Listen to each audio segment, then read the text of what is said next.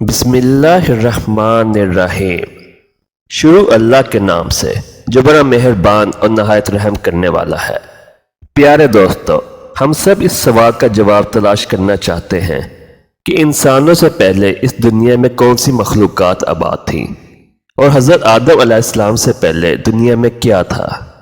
لہٰذا اس ویڈیو میں آپ جانیں گے کہ حضرت آدم علیہ السلام سے پہلے اس دنیا میں کون سی خوفناک مخلوق آباد تھی، اور جب اللہ تعالیٰ نے انسان کو پیدا کرنا چاہا تو اس پر فرشتوں کو تعجب کیوں ہوا، اور آپ کو یہ بھی بتائیں گے کہ انسان اور ابلیس کی دشمنی کہاں سے شروع ہوئی تھی۔ ویڈیو میں آگے بڑھنے سے پہلے اگر آپ اس چینل پر نئے ہیں تو چینل کو سبسکرائب کر دیں اور بیل آئیکن کو پریس کر دیں تاکہ آپ اس طرح کی مزید اسلامی واقعات پر مبنی ویڈیو سے مستفید ہو سکیں۔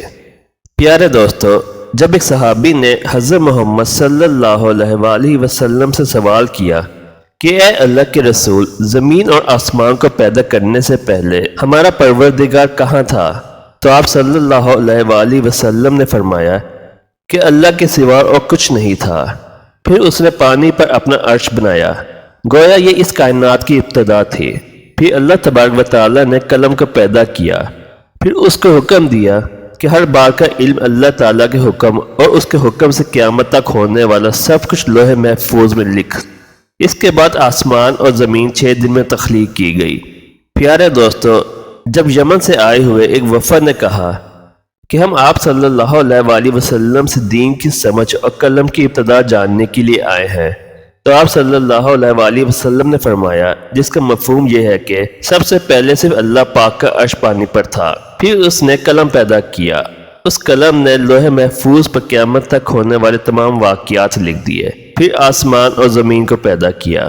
اس کی جو ترتیب ہمیں روایات سے پتہ چلتی ہیں وہ کچھ اس طرح ہے کہ اللہ تعالیٰ نے ہفتے کے دن مٹی یا زمین کو پیدا کیا۔ جب اللہ تبارک و تعالیٰ نے زمین بنائی تو وہ کانپنے لگی، پھر اللہ تعالیٰ نے اتوار کو اس میں پہاڑ بنائے زمین کو سہارا دینے کے لیے، جیسے کہ اس میں کیل کھونپ دیے گئے، اس سے زمین ساکن ہو گئی۔ پھر پیر کے دن اس میں درخت لگائے، منگل کے دن تکالیف، جراثیم اور بیماریاں بنائیں، بدھ کے دن نور کو پیدا فرمایا، جمعرات کے دن زمین میں چوپائے بنائے اور انہیں زمین میں پھیلا دیا۔ جمعے کے دن کی آخری گھڑیوں میں یعنی عصر کے بعد آدم علیہ السلام کو پیدا فرمایا۔ اللہ تعالیٰ نے انسان کی پیدائش سے پہلے اس کی آسائشوں کے لیے زمین اور اس پر ضرورت کی تمام اشیاء پیدا فرما دی تھی، یعنی مخلوق کی ابتدا میں آخری نمبر پر انسان کو پیدا کیا گیا، اور نوع انسانی میں سب سے پہلی تخلیق حضرت آدم علیہ السلام کی تھی۔ وہ تمام انسانوں کے باپ ہیں۔ انسانوں سے پہلے جن و فرشتوں کی تخلیق بھی ہو چکی تھی۔ پیارے دوستو، فرشتوں کا اصل ٹھکانہ آسمان ہے اور فرشتے زمین والوں کے لیے استغفار کرتے ہیں۔ فرشتوں کو نور سے پیدا کیا گیا، جبکہ جنوں کی پیدائش آگ سے کی گئی اور انسانوں کی تخلیق مٹی سے ہوئی، جبکہ شیطان جو تھا وہ فرشتوں میں سے نہیں بلکہ جنوں میں سے تھا اور اس کی تخلیق بھی آگ سے کی گئی۔ کچھ روایات سے پتہ چلتا ہے کہ حضرت آدم علیہ السلام سے 2000 سال پہلے جنات پیدا کیے گئے، اور جب وہ فتنہ فساد میں حد سے آگے بڑھ گئے تو اللہ تعالیٰ نے ان کی طرف فرشتوں کا ایک لشکر بھیجا، ان میں خوب مارکہ آرائی ہوئی اور فرشتوں نے جنوں کو تہس نہس کر دیا اور سمندروں کے جزیروں میں پناہ لینے پر مجبور ہو گئے، اور آج تک ان کے رہنے کی جگہ یہی جزیرے ہیں۔ پیارے دوستو، شیطان جنات کا سردار ہے اور اس کا ایک تخت ہے جو کہ پانی پر ہے۔ ابلیس کا اصل نام عزازیل تھا اور اس کی نافرمانی کے بعد اسے ابلیس کا نام دیا گیا۔ یہاں یہ بات بھی جان لیجئے کہ دنیا میں پہلے جنات کی حکومت تھی، یہاں خون ریزی اور دنگا فساد تھا، نافرمانی اور کفر و شرک حد سے بڑھ چکا تھا، نیکی بہت کم تھی اور بدی بہت زیادہ تھی۔ خالق کائنات نے جنات سے دنیا کی حکومت لے کر ایک دوسری مخلوق کو دینا چاہیے تاکہ جنات کا غرور خاک میں ملے۔ آسمان کی گہما گہمی کسی بڑی خبر کی نوید سنا رہی تھی۔ جوں وقت گزرتا جا رہا تھا، فرشتوں کے تجسس اور بے چینی میں اضافہ ہوتا جا رہا تھا۔ نظریں بیت المعمور پر تھیں اور کان اللہ کے پکار کے منتظر۔ بالآخر انتظار کی گھڑیاں ختم ہوئیں اور رب ذوالجلال کا حکم فضا میں بلند ہوا۔ اللہ تعالیٰ نے فرشتوں کو باخبر کیا کہ میں زمین پر اپنا خلیفہ بنانا چاہتا ہوں جو اختیار اور ارادے کا مالک ہوگا اور میری زمین پر جس قسم کا تصرف کرنا چاہے گا کر سکے گا۔ اور اپنی ضروریات کے لیے اپنی مرضی کے مطابق کام لے سکے گا، گویا وہ میری قدرت اور میرے تصرف و اختیار کا مظہر ہوگا۔ فرشتوں نے جب یہ سنا تو حیرت میں رہ گئے اور اللہ کے حضور بطور سوال عرض کیا، اے خدائے بے نیاز، آپ ایسے کو پیدا کرنا چاہتے ہیں جو زمین کو خون ریزی و فساد سے بھر دے گا؟ یعنی فرشتوں نے نئی مخلوق کو جنات پر قیاس کیا اور وہ یہ سمجھے کہ نئی مخلوق بھی جنات کی طرح سرکش اور نافرمان ہوگی۔ وہ بولے کہ ہم جماعت ملائکہ آپ کی تسبیح و تحلیل کے لیے کافی ہیں۔ اللہ تبارک و تعالیٰ نے جواب دیا، آدم کی پیدائش کرنے میں جو حکمتیں ہیں تم ان سے واقف نہیں، بلکہ ہم ہی خوب جانتے ہیں۔ جب اللہ تعالیٰ نے آدم علیہ السلام کو پیدا کرنا چاہا تو حضرت جبرائیل علیہ السلام کو حکم دیا کہ زمین سے مٹی لے کر آؤ۔ حضرت ابو موسیٰ اشعری رضی اللہ تعالیٰ عنہ سے روایت ہے کہ نبی اکرم صلی اللہ علیہ وآلہ وسلم نے ارشاد فرمایا، اللہ تعالیٰ نے حضرت آدم علیہ السلام کو ایک مٹھی خاک سے پیدا فرمایا۔ یہ مٹی تمام روئے زمین سے حاصل کی گئی تھی۔ یہی وجہ ہے کہ حضرت آدم علیہ السلام کی نسل میں مختلف رنگ و زبان کے لوگ پائے جاتے ہیں۔ اللہ تبارک و تعالیٰ نے حضرت آدم علیہ السلام کو 4 عظیم شرف اور مرتبہ عطا فرمائے۔ نمبر 1، اپنے ہاتھ سے پیدا فرمایا۔ نمبر 2، روح پھونکی۔ نمبر 3، فرشتوں کو سجدہ کرنے کا حکم فرمایا۔ نمبر 4، اشیاء کے ناموں کے علم سے سرفراز فرمایا۔ تو فرشتوں اور ابلیس سے کہا، میں کھنکھناتے ہوئے سائے اور سڑے ہوئے گارے سے ایک انسان بنانے والا ہوں۔ جب میں اسے ٹھیک طرح سے بنا کر مناسب شکل دے دوں اور اس میں اپنی روح پھونک دوں تو تم سب اس کے آگے سجدے میں گر پڑنا۔ اللہ تبارک و تعالیٰ نے پوری زمین سے ایک مٹھی مٹی لی۔ یہی وجہ ہے کہ آدم علیہ السلام کی اولاد میں کوئی گورا ہے، کوئی کالا ہے، کوئی نرم ہے، کوئی سخت ہے، کوئی ناپاک ہے اور کوئی پاک ہے۔ پھر اللہ تعالیٰ نے اس مٹی کے خلاصے سے گارا تیار کیا۔ جب گارا سیاہ اور بدبودار ہو گیا اور اس سے کھن کھن کی آوازیں آنے لگی تو اللہ تبارک و تعالیٰ نے دونوں ہاتھوں سے آدم علیہ السلام کا پتلا بنایا۔ پھر اللہ تعالیٰ نے پتلے کو کچھ عرصے کے لیے ویسے ہی چھوڑ دیا۔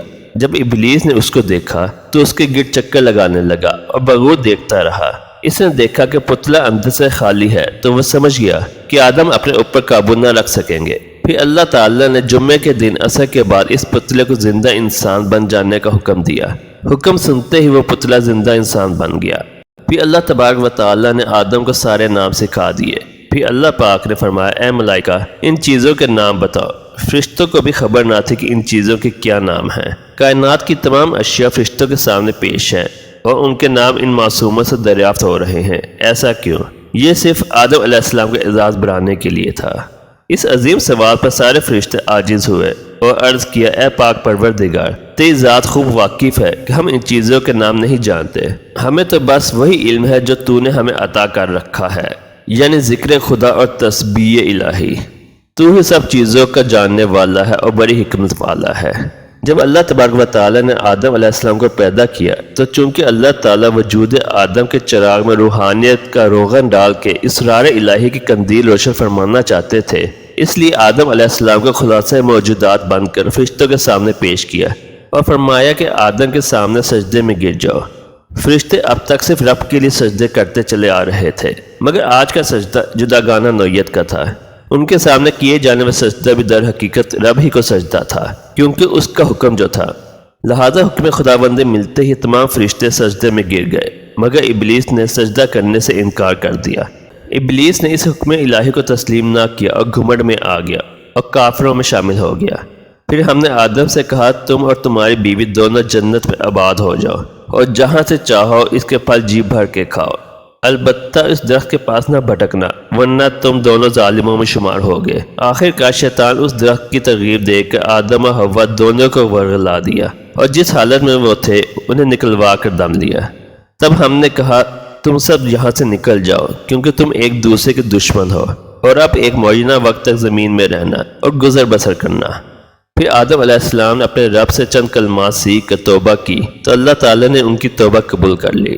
حضرت آدم علیہ السلام نے اپنی توبہ میں یہ الفاظ شامل کیے، اے ہمارے رب، ہم نے اپنی جانوں پر زیادتی کی، اور اگر تو نے ہماری مغفرت نہ فرمائی اور ہم پر رحم نہ فرمایا تو ضرور ہم نقصان والوں میں سے ہو جائیں گے۔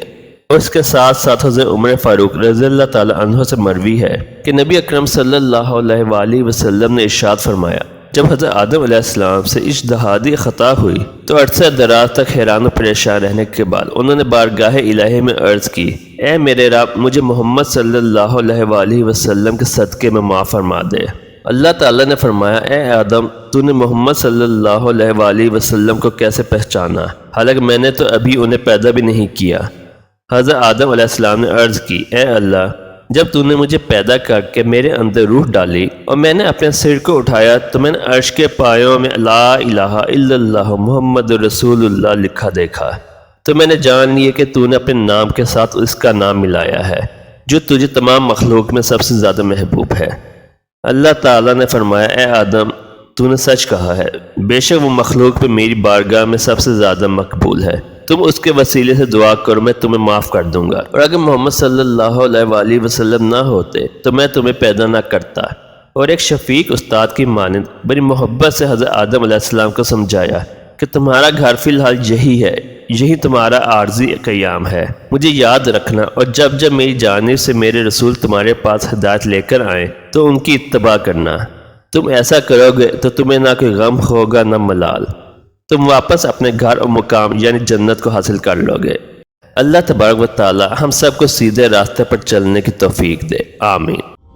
پیارے دوستو، امید کرتا ہوں آپ کو یہ ویڈیو پسند آئی ہوگی۔ اگر آپ اس چینل پر نئے ہیں تو چینل کو سبسکرائب کر دیں اور بیل آئیکن کو پریس کر دیں۔